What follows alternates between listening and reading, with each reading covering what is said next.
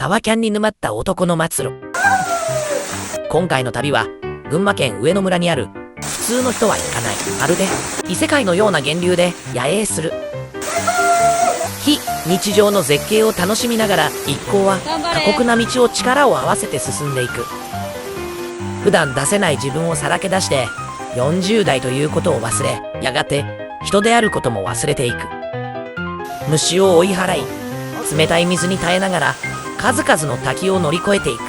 そしてついに野営開始。焚き火で冷えた体を温め、衣服を乾かし温かいものを食べる。たとえ全身ずぶ濡れになったとしても感想は最高。いいね。最高。